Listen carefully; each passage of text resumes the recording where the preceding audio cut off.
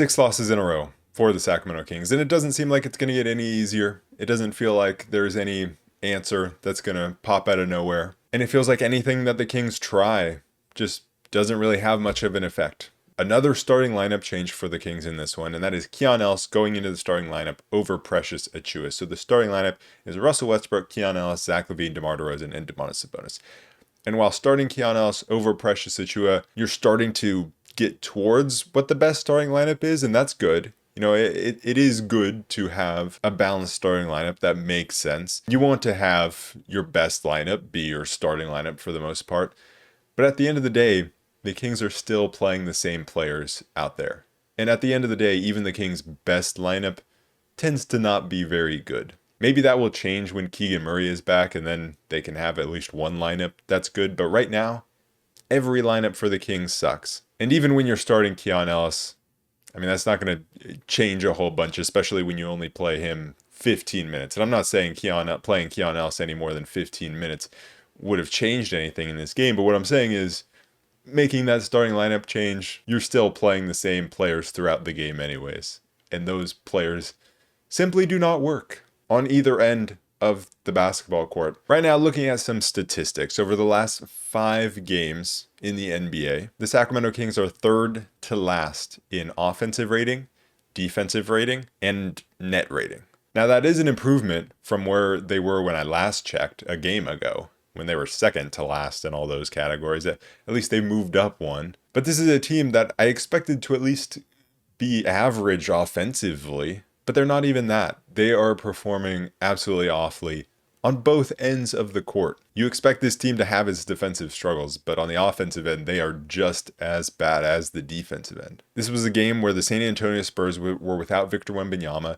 Dylan Harper has been out for them, and Stephon Castle went out at halftime. But the Spurs, you know, they feel comfortable sitting Wemby in this type of game because they know that the Kings don't pose much of a threat.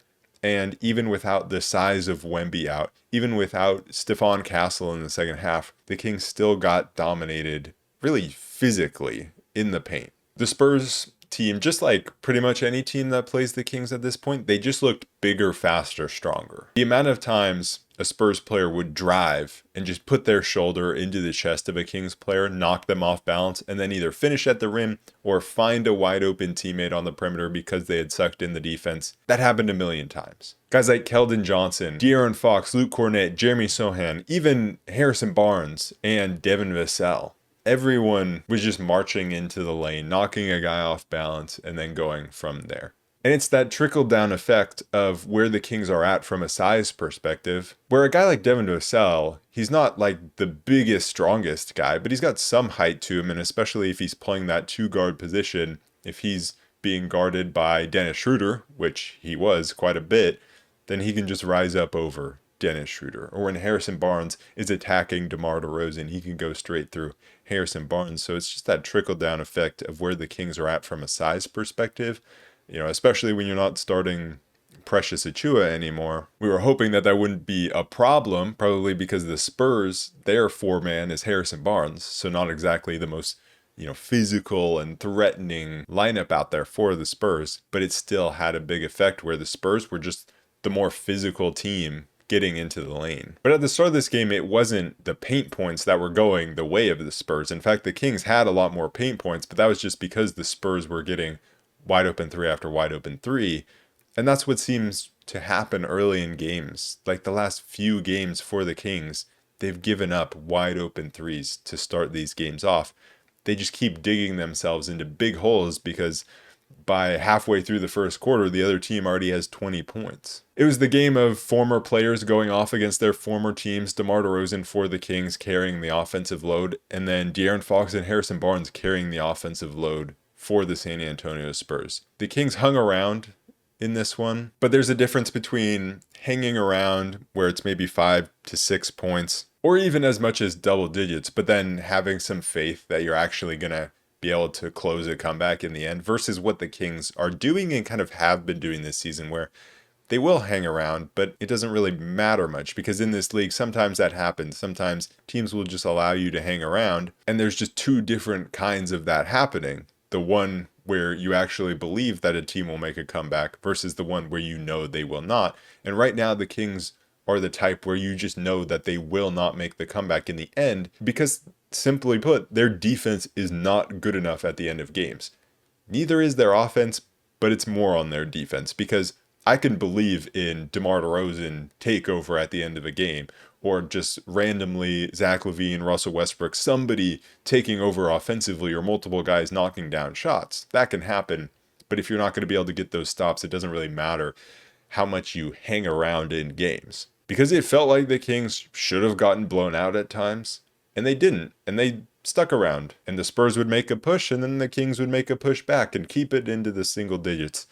But it was never going to matter in the end. It never felt like the Kings were really going to pull this comeback off because we've seen what's happened at the end of games when the Kings have been in close games. That defense is simply not good enough. When you're trying to make a comeback, when you're trying to get back into a game, they can't get enough stops to truly pull that comeback off. But they always dig themselves into deep holes. And that started with, a lot of it was through De'Aaron Fox early on. He was hunting DeMar DeRozan, and so were a lot of the Spurs. Really, any Spur that had DeMar on them, they were going at him. But specifically De'Aaron Fox. The Kings were conceding these switches, and occasionally they would kind of try to not concede the switch, or they would try to send a little bit of help, but it would kind of be in no man's land.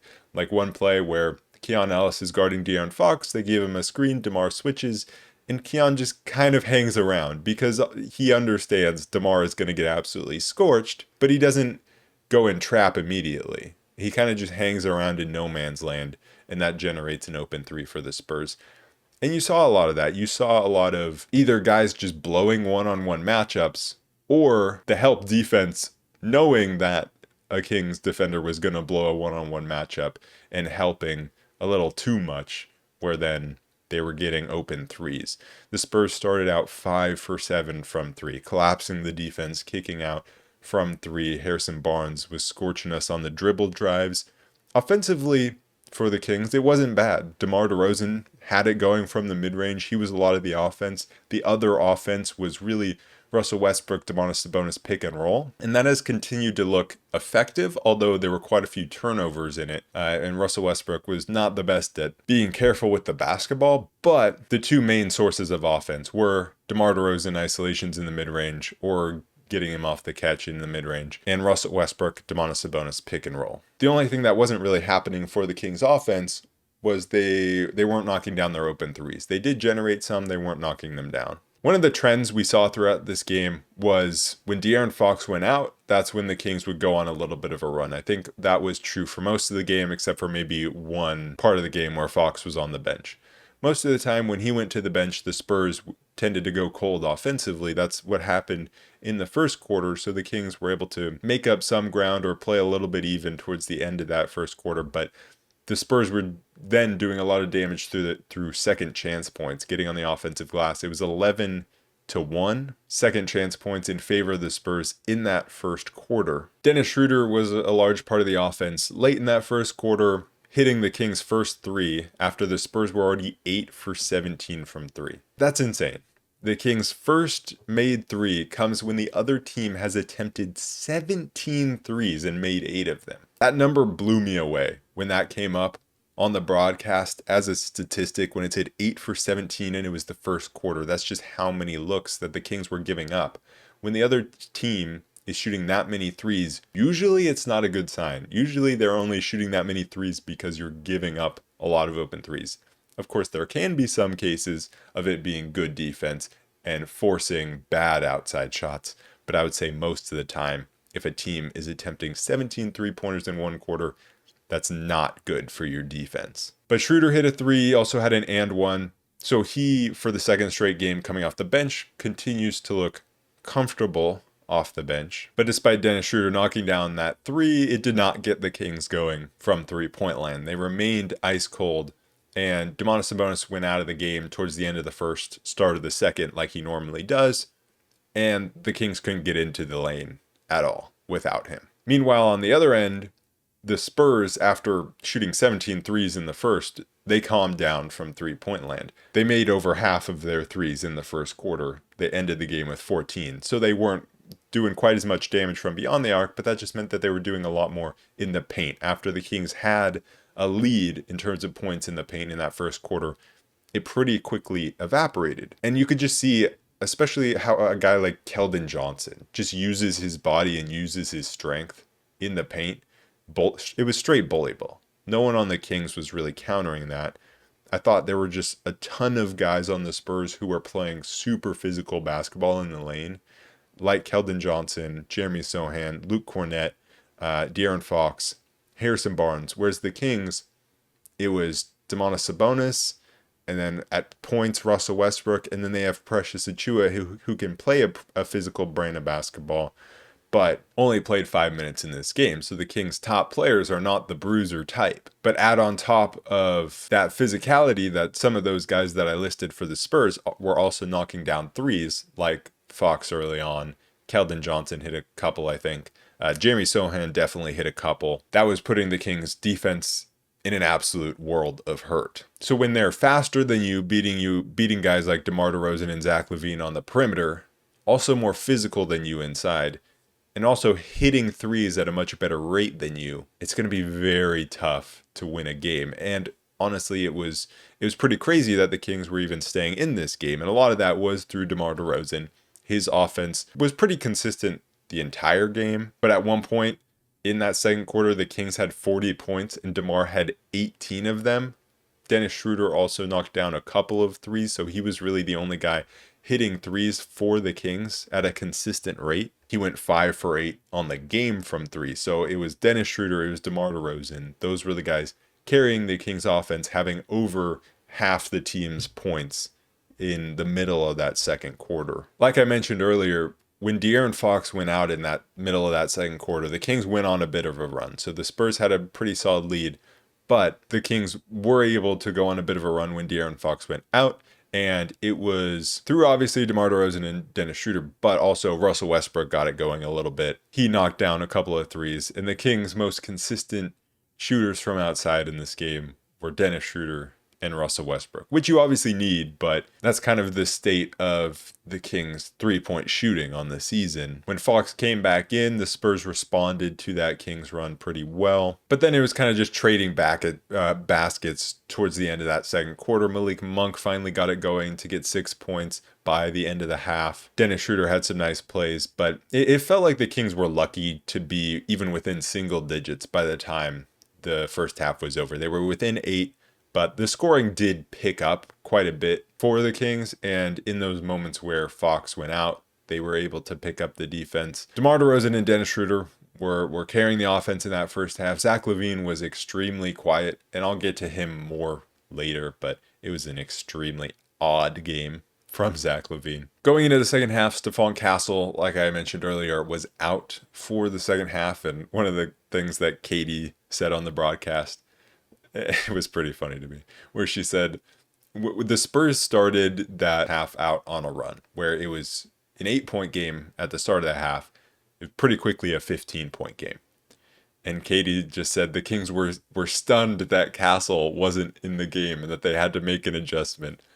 And so I just thought blaming the other team going on a run because they're missing a player, that's pretty funny. That's a good excuse. But you could see how the Kings tried to make a concerted effort to get Zach LaVine more involved after he had a super quiet first half. They tried to get him the ball like 3 times at the start of that second half. The first possession was Zach LaVine finding Sabonis inside with a nice assist. But then after that, just a couple of plays where it seemed like Zach LaVine forced a couple of shots and they weren't going in. On the other side, the Spurs were just being strong with the basketball going to the rim. The Kings were meeting much more resistance at the rim than the Spurs were on the other end. Luke Cornett was doing a very good job inside for the Spurs, especially against Domantas Sabonis. Sabonis couldn't get anything going inside. He was kind of just trying to barrel through Luke Cornett. That was Sabonis's game today, just trying to go straight through guys, and it wasn't working. Zach LaVine had a pretty similar play where he was just trying to go straight through a guy. So it felt like some frustration from the Kings offensively, especially from guys that couldn't really get it going offensively. So the Spurs were up 15. We're playing pretty well in transition as well. Luke Cornett had 6 straight points by just rolling to the rim and the Kings not being able to stop it. I also thought Keon Ellis had a pretty good start to the half, despite the Kings not having a good start. He was making some pretty solid plays offensively, attacked off the catch on the wing, got to the free throw line, hit a little step back, was passing well. And I thought his defensive rotations were pretty good, despite everyone else's defensive rotations not being good. And so that's why it was kind of weird to me that Malik Monk came in for Keon Ellis. I don't think Keon had a great first half, but I thought he had a pretty good start to the second half. And then Malik Monk came in for Keon instead of DeMar. When normally you see Monk and DeMar kind of getting swapped out for each other, but that time you saw Monk come in for Keon. And I don't even know if we saw Keon the rest of the way. So obviously Doug Christie was seeing something different than me, because I thought Keon Ellis was really the only player playing well at the start of the second half for the Kings. And then he got benched for the rest of the game. That was very odd. I don't think Nick Clifford played in the second half. Or no, he did. He played a tiny amount. Precious Achiuwa played a tiny amount. But the Kings really just ran with Dennis Schroeder, Russell Westbrook, DeMar DeRozan, Malik Monk, and Domantas Sabonis for most of the way. Zach LaVine played very little in the second half. So obviously Doug Christie saw something that he liked from those guys that I listed. Despite the Kings defense getting pretty much torched, the Spurs offense was coming very easily. LaVine did kind of get into the game a little bit towards the end of the third quarter. He got a 4-point play, then he got a steal. And that sparked a little bit of a Kings run towards the end of that third quarter, where they were able to stay in the game because they went on a 13-2 run over about 3 minutes of game time towards the end of that third quarter. Dennis Schroeder was hitting shots. The Spurs tried to go zone, and DeMar immediately gets the ball in the middle of that zone, finds Malik Monk for a corner three. You had Drew Eubanks blocking a shot that was clearly a goaltend, and Olynyk got a technical because of it. They didn't call it, so it's all good. But Malik Monk got it going at that time, and a little bit of help from the officiating that got us 3 free points. But the Kings, again, were able to pull it within 8, just like they did at the end of the first half. They were able to pull it within 8 going into that fourth quarter. And just like every other point of this game, it felt like this game was just following the same pattern time after time after time. The start of the fourth quarter, De'Aaron Fox is cooking along with Harrison Barnes. The Kings offense not generating a whole bunch of good looks. They aren't generating layups or threes. They're generating some tough interior shots or mid-rangers. They were able to generate like one Russell Westbrook 3. But then De'Aaron Fox goes out, and then the Kings get on a little bit of a run. And it was with that lineup of Dennis Schroeder, Russell Westbrook, DeMar DeRozan, Malik Monk, and Domantas Sabonis. So no Keon Ellis, no Precious Achiuwa, and no Zach LaVine. Zach LaVine played 25 minutes, scored 8 points, went 3 for 7 from the field. Just wasn't very involved in the offense, and he got benched. So the Kings went with a very small and very poor defensively lineup, and they went on a little bit of a run with Sabonis getting it going a little bit, Dennis Schroeder getting out and pushing in transition, Russell Westbrook hitting a 3 to cut the lead to 6 at one point. And it was at that point where Harrison Barnes was kind of carrying the offense for the Spurs, keeping them ahead. And so the Kings get it within 6. Fox comes back into the game, and he just takes over the offense. He takes over the offense. He's distributing to Luke Cornett. He's scoring himself in the mid-range. While the Kings got some scores, DeMar DeRozan was scoring, Malik Monk was scoring. It just was not enough down the stretch to really push it over the edge, where you're down double digits, but you can't come all the way back because you just cannot get enough stops. There were too many easy looks inside for the Spurs down the stretch of this game. And so what do you do if you're Doug Christie? I don't know. You know, he's trying stuff. He's trying benching Zach LaVine. He's trying this random lineup out there at the end of this game just to see if it'll give us something. You know, I get it. Like the one thing that I do like about what Doug Christie is doing is he is trying things, and he does seem to be following what's working. Like, okay, Russell Westbrook in the starting lineup, Dennis Schroeder off the bench, that seems to be working. Okay, we needed Keon Ellis into the starting lineup. Let's try that out a little bit because that seems to be what's going to work. So I feel like after kind of not making the right moves early in the season with the lineups, Doug Christie is starting to make more of the right decisions, whereas now you're really seeing the roster's limitations rather than it being bad rotations from the coaching staff. Now it's just, well, this is where the roster is really limited. Not to say that maybe there couldn't have been better rotations in this game, but now I think it's It's clear that that's not the problem. Not that I thought that coaching was the biggest problem before. I absolutely did not. But I just think we're seeing Doug Christie make some of the correct decisions and it just not having a big impact on the game because the Kings just aren't good enough for that. Now, I don't love to see Keon only playing 15 minutes and Neat Clifford only playing 11 minutes. Of course, I would like to see that a bit higher. But, I understand at the same time where everyone was getting bullied defensively. So you might as well just throw out your top offensive guys and see if they can get it done. Whoever has it going in the moment. He ended this game with the 5 guys who were all in double digits. Russell Westbrook had 14 points, 9 rebounds, 7 assists.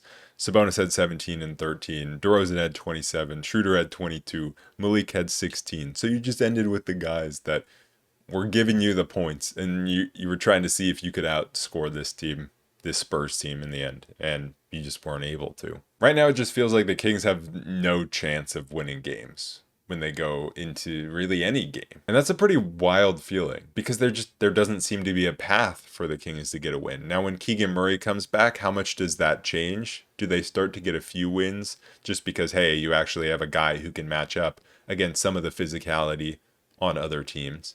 Like, sure, that might change things a little bit, but for now, with him out, it's pretty wild that there are just a majority of the games that the Kings play, it doesn't even seem like there's a path for them to win. But anyways, looking at some of the individual performances, DeMar DeRozan, like I said, had 27 points. He had a great scoring game, super efficient, was just knocking down absolutely every shot. Honestly, he probably should have gotten more shots. But it's kind of where the Kings are at, where they are just throwing out the offensive guys. And so that means that when DeMar DeRozan is going off, he's not going to get every single shot, because you have a lot of guys who want to get shots and want to have the ball in their hands. Like Malik Monk, he went 5 for 17. He was going to get his shots up.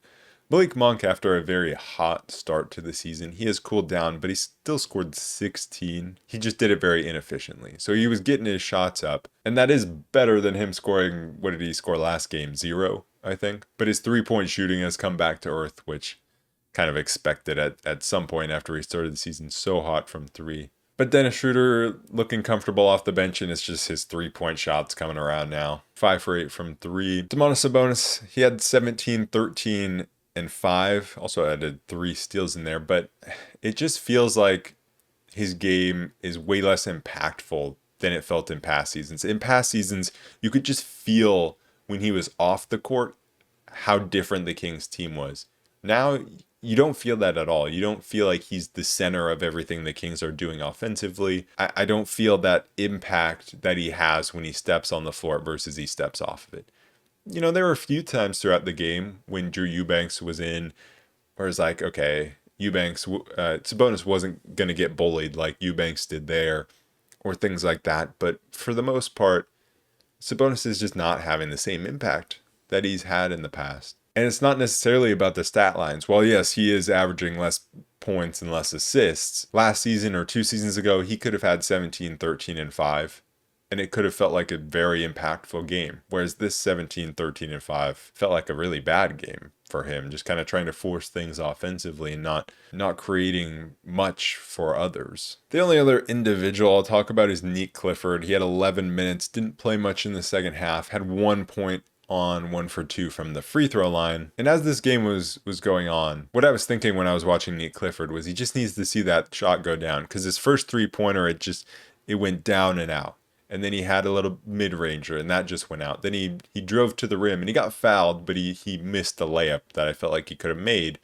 I don't know how much the foul really affected that. It was only until the last 3-point attempt where he was wide open and he absolutely bricked it, where I was like, oh, that was rough. Everything else, it felt like he was so close.